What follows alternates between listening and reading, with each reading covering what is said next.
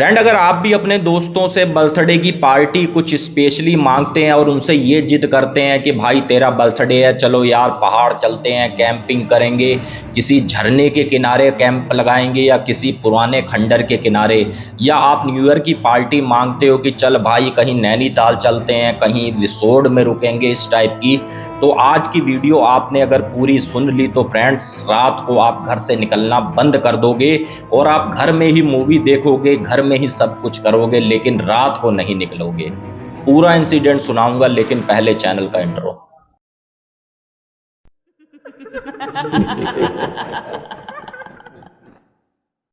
Friend, आप सबको मेरी नमस्कार। मेरा नाम है अजय। मैं इस चैनल पर हॉरर वीडियो, देवकीय चमत्कार और लोक कथाएं लेकर आता हूं। साथ ही जो एक्सपीरियंस आप मेरे को भेजते हो यहां से मैं वो सुनाता हूं। अगर आपको भी पसंद आते हैं भाई एक्सपीरियंस ऐसे सुनने को हॉरर, तो प्लीज़ चैनल को सब्सक्राइब करें और एक प्यारा सा कमेंट ये जरूर कर दें कि ये स्टोरी आप कहां से देख रहे हैं। आइए फ्रेंड शुरू करते हैं आज का आर्टिकल। और ये आया है हमारे पास हिमाचल प्रदेश से, और ये पूरा आर्टिकल है 3 दोस्तों का। एक का नाम है शुभम, एक का नाम है करण और एक का नाम है विकास। और इनकी दोस्ती भी काफ़ी ज़्यादा पुरानी होती है। आप ये मत समझो कि भाई कहीं ऑफिस में काम कर रहे हैं वहाँ से इनकी दोस्ती हुई तो जी अच्छी हो गई। ये नर्सरी क्लास के पढ़ाई करते हैं साथ साथ, और तब से इनकी दोस्ती चल रही थी। और जब इन्होंने अपना कॉलेज पास आउट किया, पढ़ाई पूरी ख़त्म करी, ऑफिस में जॉब कर रहे हैं, तब भी शाम को जैसे इनको मौका मिलता था तीनों जने इकट्ठे हो रहे हैं, एक टेबल पर बैठ रहे हैं, हंसी मजाक चल रही है। और इसमें से जो शुभम और करण थे वो एक ऑफिस में काम करते थे, और जो विकास था उसका शुरू से ही माइंड सेट ये था कि भाई मैं अपना बिजनेस करूंगा। और विकास अपना बिजनेस कर भी रहा था और काफ़ी अच्छे से चल रहा था। होता क्या है, करण का जो बर्थडे आने वाला था तो इनको भी काफ़ी ज़्यादा उत्सुकता रहती थी, क्योंकि करण के बर्थडे में एक चीज़ ये थी कि इसका जो जन्म हुआ था 25 दिसंबर को हुआ था, तो इस कारण भाई न्यू ईयर भी हो गया, साथ में बर्थडे भी हो गया। अब जैसे ही ये तीनों लोग बैठे हुए होते हैं तो शुभम ये कहता है कि भाई तेरे बर्थडे की पार्टी हमको कुछ स्पेशल चाहिए। तो यहाँ पर करण बोला भाई जो तुम कहोगे मैं वही पार्टी दूंगा।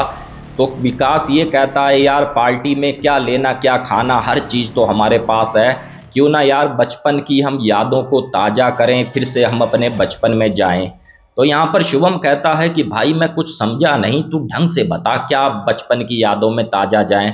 बोले यार शुभम तुझे याद है कि हम एक झरने पर जाया करते थे, पिकनिक मनाया करते थे, और काफ़ी बार तो हमने कैंपिंग भी करी है, क्यों ना यार उसी झरने के अगल बगल जाएं। तो यहाँ पर करण ये कहता है यार नहीं नहीं यार, पहले बात और थी, कुछ मैंने ऐसी बातें भी सुनी हुई हैं हॉरर, तो वो चीज़ें अब सही नहीं है। तो यहाँ पर शुभम और विकास उसकी मजाक बनाने लगते हैं। बोले तू तो यार वाकई डरपोक का डरपोक रह गया, तूने बाकी पार्टी हमारी मर्जी की नहीं देनी तो मत दे, बात खत्म हो गई। तो यहाँ पे करण के भी दिल में आती है कि नहीं यार मेरे दोस्तों ने कुछ मांगा है तो मैं उनको दूं। अब जैसे ही 25 दिसंबर आती है और ये अपनी गाड़ियों में कैंपिंग का सामान और एक बढ़िया सा केक और खाने पीने का सामान भर लेते हैं। और जो इनके घर से वो जो दूरी होती है लगभग 15 से 16 किलोमीटर की दूरी होती है। बाकी आपको पता ही है हिमाचल प्रदेश तो भाई पहाड़ी राज्य है। ये चले जाते हैं उसी स्पॉट्स पर ही, वहीं पर ही अपना कैंप लगाते हैं और लकड़ियां वगैरह इकट्ठी करते हैं, क्योंकि भाई ठंड भी काफ़ी ज़्यादा थी। और जो वो एरिया था फ्रेंड्स, एक ऊपर से झरना बह रहा है और नीचे को काफ़ी ज़्यादा गहरा खड्डा था, और ये लोग उसमें काफ़ी बार नहा भी चुके थे, तो इनको उस गहराई का पता भी था। और इस तरफ को मैं आपको बता दूं जहां पर इनकी कैंपिंग थी, पुराना खंडर टाइप का, किसी का जैसे मकान छोड़कर वहां से चले गए, एक आधा कोई ऐसा मकान भी बना था और कोई ऐसा हॉरर सीन भी नहीं था। बढ़िया से केक कटता है और बढ़िया सा इनका खान पान चल रहा होता है। तो यहाँ पर शुभम के दिमाग में एक शरारत आती है। शुभम ये कहता है कि करण भाई इस झरने में हम काफ़ी नहाया करते थे और आज की नाइट तो हमने यहाँ बितानी है, क्यों ना यार ऐसा करो कि हम फिर से इस झरने पे नहाएं। और विकास भी कहता है भाई बिल्कुल यार, मन तो मेरा भी है यार, रात के जैसे ही 12 बजे सीधी डुबकी पानी में लगाएं। तो यहाँ पर करण मना कर देता और ये कहता है भाई देखो खून जमाने वाली ठंड पड़ रही है और तुमको नहाने की पड़ी है। भाई पहले बात और थी, अब बात और है, नहीं नहीं नहाना नहीं है। यहाँ पर दोनों जने शुभम और विकास उसकी मजाक बनाने लग जाते हैं कि साले तू तो फट्टू है, तू तो डरपोक है, तू तो ऐसा है, मतलब काफी कुछ उसको कहते हैं। तो यहाँ पर विकास का भी कॉन्फिडेंस बढ़ता है, बोले अच्छा मैं फट्टू लग रहा हूँ। बोले चलो तीनों जने कपड़े उतारते हैं। जैसे ही घड़ी में देखेंगे करेक्ट 12 बजेंगे, हम ऊपर से छलांग लगा देंगे उसी झरने में ही। ये लोग ठीक उसी झरने के पास जाकर खड़े हो जाते हैं कपड़े उतार कर। जैसे ही 12 की सुई आती है 12 पर, तो ये सीधा छलांग लगाते हैं और पानी की काफ़ी गहराई में जाते हैं। अब जैसे ही शुभम और विकास ऊपर को आते हैं फ्रेंड्स, तो यहाँ पर करण ऊपर को नहीं आता। तो यहाँ पर विकास ये कहता है भाई मजाक करने की ज़रूरत नहीं है, तू नहीं कूद रहा था हम समझ गए, अब तू यहाँ पर हमारी मजाक बना रहा है, जल्दी से भाई ऊपर को आ जा। लेकिन काफ़ी ज़्यादा ये लोग ढूंढते हैं, हल्ला मचाते हैं करण करण करके, लेकिन करण की कोई भी वहाँ पर आवाज़ नहीं आती, ना तो करण मिलता है। तो ये लोग ये सोचते हैं ये साला पक्का हमारे साथ मजाक कर रहा है, कहीं ना कहीं इधर कहीं छुप गया होगा, चलो कोई बात नहीं, हम अपने कैंप में सोते हैं, जैसे ही वो अपने आप आ जाएगा सो जाएगा अपने कैंप में। शुभम और विकास एक कैंप में सोते हैं और जो करण का था बराबर में कैंप था। अब जैसे ही सुबह के 6-7 बजते हैं तो शुभम और विकास उठकर देखते हैं कि भाई करण के अभी भी कपड़े वहां पर पड़े हुए हैं, लेकिन करण का कोई भी पता नहीं। ये लोग डर के मारे सीधा अपने घर भाग जाते हैं और शुभम जैसे ही फ्रेंड्स अपने घर जाता है और चेहरा इसका काफ़ी उदास होता है, काफ़ी ऐसा लग रहा था जैसे अभी इसको कुछ कहो तो ये रो देगा। यहाँ पर शुभम की मम्मी ये सोचती है कि भाई इसको हुआ तो हुआ क्या, लेकिन अब ज़्यादा कुछ कह भी नहीं सकते कि भाई जवान बच्चा है, क्या सवाल करें क्या ना कहें। अब जैसे ही 1 घंटे के बाद शुभम की मम्मी जाती है शुभम के कमरे पर नाश्ता वगैरह लेकर, तो शुभम अपने घुटने फोल्ड कर कर एक कोने पर इस तरीके से बैठकर रो रहा था। तो यहाँ पर शुभम की मम्मी बोलती है बेटा क्या हो गया, क्यों रो रहा है तू, क्या बात हो गई, विकास और करण तो सही है। तो यहाँ पर शुभम एक एक बात बताता है अपनी मम्मी को कि मम्मी ऐसे ऐसे हमारे साथ हो गया, हम अच्छा कैंपिंग करने के लिए गए, अच्छा करण का जन्मदिन मनाने के लिए गए। अब इनकी बात अभी तक निपटी ही थी तो इनके दरवाजे को खटखटाने की आवाज़ आई। तो यहाँ पर ये सोचा इन्होंने कि लगता है करण आ गया, अब हमारी मजाक बनाएगा कि साले तुम फट्टू निकले। अब ये जैसे ही शुभम की मम्मी दरवाज़ा खोलती है तो ठीक सामने करण की मम्मी होती है। और करण का घर भी फ्रेंड्स मैं आपको बता दूं कोई बहुत ज़्यादा दूर नहीं होता, उसी कॉलोनी के लास्ट में ही करण का मकान होता है, 20, 25, 30 मकान छोड़कर।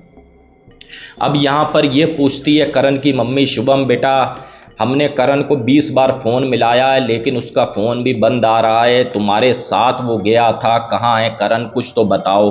यहाँ पर शुभम करण की मम्मी को भी सेम टू सेम वही बात बताता है कि आंटी जी ऐसे ऐसे हो गया। तो यहाँ पे शुभम की मम्मी के दिमाग में ये आता है क्यों ना एक बार हम फिर से वहीं ढूंढें, कहीं ऐसा ना हो पानी के बहाव में दाएं बाएं होकर बेहोश पड़ा हो। तो शुभम ये सोचता है कि चलो मैं विकास को बुलाता हूँ, उसी की गाड़ी पर चलते हैं। विकास भी आता है, तुरंत ये लोग उसी की गाड़ी पर जाते हैं और उसी पानी के जो भी झरना होता है वहाँ पर जैसे ही पहुँचते हैं तो वहाँ पर एक 30-35 साल का बंदा बैठा हुआ होता है और उस बंदे से काफ़ी ज़्यादा स्मेल भी आ रही होती है। ऐसे लग रहा था जैसे किसी का सड़ा हुआ मांस एक कटोरे में डालकर वो चबा चबा के खा रहा हो। अब ये उस झरने के पास जैसे ही खड़े होते हैं और शुभम और विकास की मम्मी ये कहती है बोले बेटा तुम तो तैरना जानते हो, एक बार फिर से इस पानी के अंदर जाओ, क्या पता कोई सुराग मिले। और जो वो बंदा था इनकी तरफ देख देख कर मुस्कुरा भी रहा था और वो भी बोल पड़ा, बोले पानी के अंदर चले जाओ, क्या पता तुम्हें कोई सुराग मिल जाए। अब ये उस बंदे की आवाज़ सुनते हैं और ठीक उस पानी में छलांग लगा देते हैं। अब जैसे ही छलांग लगाते हैं तो फ्रेंड्स उस पानी के नीचे बिल्कुल करण की जो टांग होती है, पैर का हिस्सा होता है घुटने से नीचे का, वो उसके अंदर पड़ा हुआ होता है और उसके ऊपर ये लिखा हुआ होता है खंडर। अब ये उस टांग को जैसे ही लेकर आते हैं तो यहाँ पर करण की मम्मी बेहोश हो जाती है उस टांग को देखकर, क्योंकि करण की जो आदत थी एक पैर में काला धागा बांधने की, तो यहाँ पर उसकी मम्मी को पहचान हो गई कि भाई ये पैर करण का है। अब ये जब पैर देखते हैं उस पर खंडर लिखा हुआ, खंडर भी ऐसा नहीं किसी पेन से, ये समझ लो जैसे खिचौड़ा हो इस टाइप का। अब ये बराबर में जो पुराना मकान था खंडर का रूप ले चुका था। जैसे ही उस मकान के अंदर जाकर देखते हैं तो क्या इनको मिलता है, एक ऐसा शरीर फ्रेंड जो चील कौए उधेड़ देते हैं। आधा हड्डियां दिख रही हैं, कुछ एक मांस के लोथड़े उसके ऊपर दिख रहे हैं। और इस सब चीज को देखकर शुभम और विकास की भी चीख निकल जाती है। ये लोग तुरंत पुलिस को बुलाते हैं, पुलिस आती है, भाई उसका पोस्टमार्टम होता है। और पोस्टमार्टम होने के बाद पता चलता है कि ये शरीर किसी और का नहीं, ये शरीर करण का है।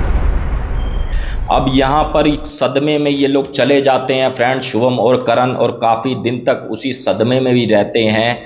और जब इन्होंने मेरे को स्टोरी भेजी थी विकास ने, तो ये कहा था कि अजय भैया हमने तो काफ़ी दिनों कई सालों के बाद उस झरने की तरफ रुख किया था, लेकिन हमको जब इंक्वायरी निकाली तो पता चला कि यहाँ पर कुछ एक लड़के मिलकर जुआ खेलते थे और दारूबाजी भी काफ़ी करते थे। तो उसमें से एक लड़के की वहाँ पर मौत हो गई थी, शराब पीते हुए पैर फिसला उसी झरने में गिर गया, वो तैरना नहीं जानता था। और उस लड़के की आत्मा वहाँ पर काफ़ी ज़्यादा भटकती है और आज भी लोगों को वहाँ पर आत्मा दिखती है। और हमने बिना किसी इंक्वायरी के वहाँ पर चले गए और उसी की वजह से आज भी हमारा करण दोस्त हमको याद आता है और हमारे पास से वो चला गया। बाकी फ्रेंड्स आज की स्टोरी में इतना ही। अगर आपको स्टोरी पसंद आई है तो प्लीज़ चैनल को सब्सक्राइब करें और प्यारा सा कमेंट करें ये स्टोरी आप कहाँ से देख रहे हैं। और कोई भी अनजानी जगह पर अगर आप ये सोच रहे हैं हम कैंपिंग कर लेंगे, हम यहाँ पर रात रुकते हैं, तो फ्रेंड्स ऐसी गलती ना करें। आपके अलावा वहाँ पर कोई और भी हो सकता है। जय हिंद, जय भारत।